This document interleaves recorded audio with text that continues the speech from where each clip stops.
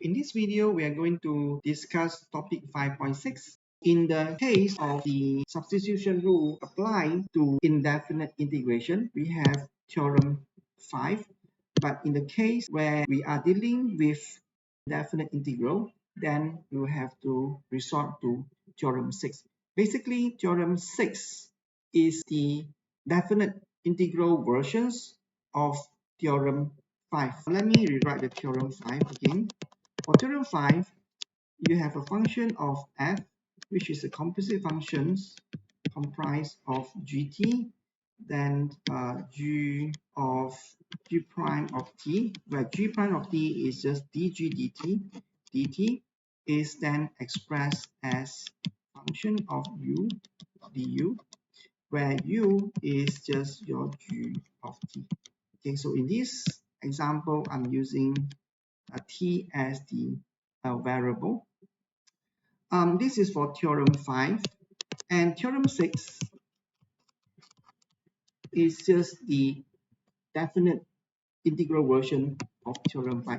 Namely, if you have integrations of a composite function f of g multiplied with g prime of dt, where you are going to integrate it from the lower limit t1 to an upper limit t2, then this is equals to the integrations of f of u with respect to u integrated from u evaluated at t1 and u evaluated at t2. Here, the u at t1 means that you have a function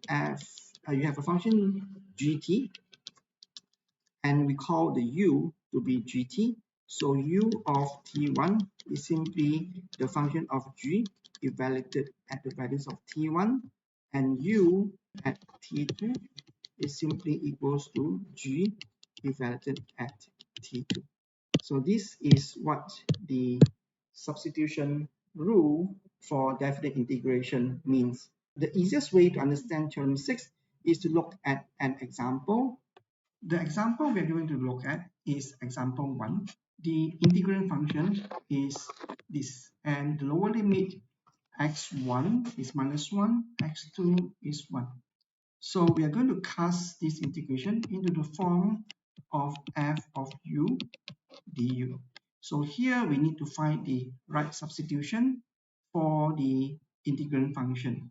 And mind you, in this case, the right hand side, the lower limit and upper limit for the integrations of f of u with respect to u is to be integrated from u evaluated at x equals to minus 1 and u evaluated at 1, where u is our substitution function. So in this case, it is quite obvious. The substitution function should be x cubed plus 1, so that the du dx is in the form of 3x squared. You look at this expression. This is the du dx, which is the g prime. Then you have a dx here. I can now write this expression as in the form of square root of x cubed plus 1, 3x squared dx. And then I would identify x cubed plus 1 in the square root is then just my u raised to the power of half, whereas this one is nothing but just my du. And then the evaluation is to be carried out at u at minus 1 and u at 1. Here, u is equal to x cubed plus 1. We would first evaluate at u at minus 1, which is just equals to minus 1 cubed plus 1, which is 0. U evaluated at x equals to 1 is then just equals to 2. Therefore, the integrations will then be just the integrations of u to the power of half integrated from u minus 1, which is 0, to u at 1, which is equals to 2. And this will simply just give me u raised to the power of 3 over 2 divided by 3 over 2, and is to be evaluated at 2 and 0. and that will give me the values of 2 over 3 times 2 raised to the power of 3 over 2 minus 0 raised to the power of 3 over 2, which is just 2 over 3 times 2 raised to the power of 3 over 2. So you can leave the answer as it is in the form of 2 to the power of 3 over 2 multiplied with the factor of 3 over 2. So that finished the example 1. Let us look at another example, integrating the product of trigonometric functions. For example 2, we are going to integrate cotangent x, cosecant square x, and x is to be integrated from pi over 4 to pi over 2. This is example 2, where we are going to integrate from here to here. We have to pass this integration into the form of f of u du and integrated from u1 to u2, where u1 is the function u evaluated at x1 and u2 is the function of u evaluated at x2. Here I define the lower limit pi 4 as x1 and the upper limit of x2 as pi over 2. So here you have to choose the correct substitution for the variable u. I would then choose the variable u as cotangent x. Now, how do you know that this is the right substitution? That is because du dx would then give me negative secant square x. That is how I choose u as the substitution for cotangent x, because when I differentiate cotangent x, I have this factor of cosecant square x. So I'm sorry, this one is not secant square x, but it is called secant square x with a minus sign. And this cosecant square x will be what that goes into here. Okay, so if I multiply both sides by the x, then the left hand side here will be just equals to d of u, which is the differential of u.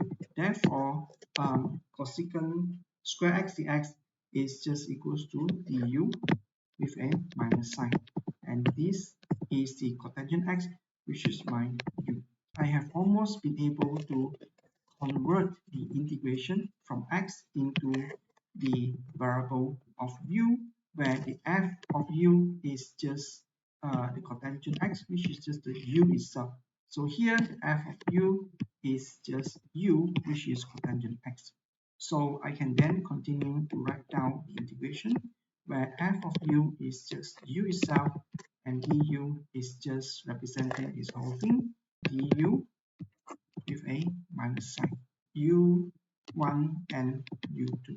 I have to then evaluate what is u of 2, which is equals to the cotangent of x1, so cotangent of x2, which is 1 over tangent of x2, which is pi over 2.